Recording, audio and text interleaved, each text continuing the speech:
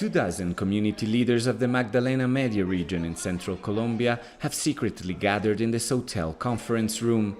They're meeting with government officials to ask for protection. Some leaders have been killed for speaking out against criminal elements in their communities. Others have received death threats.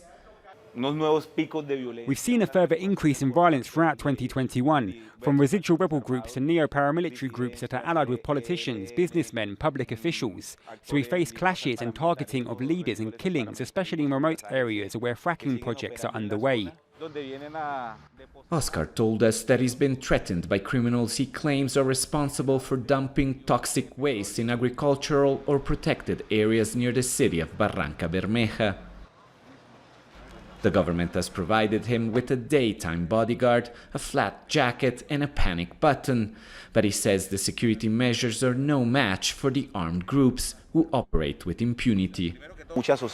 We are scared, and the government institutions that should be our recourse, like the Regional Attorney General, the Inspector General, the Ombudsman, often look the other way because they have been co-opted by the criminal groups.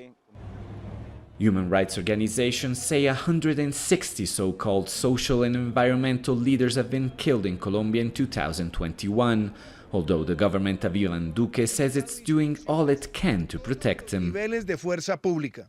But despite what the government claims, critics say it simply hasn't done enough. The corruption and violence in the countryside is directly related to the 5-decade-old civil war that officially ended in 2016, but still reverberates throughout the country.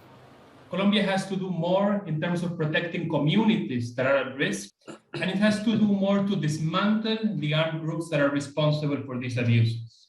These two policies are established under Colombian law and are established under the 2016 peace accord with the FARC.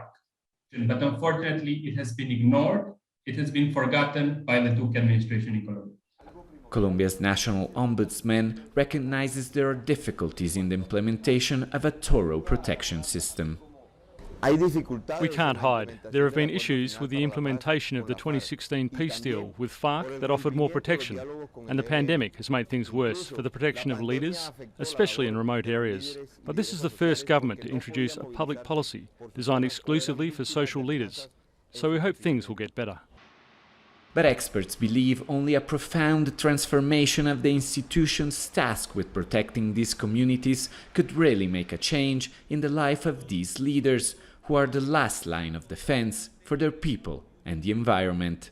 Alessandro Rampietti, Jazeera, Barrancabermeja.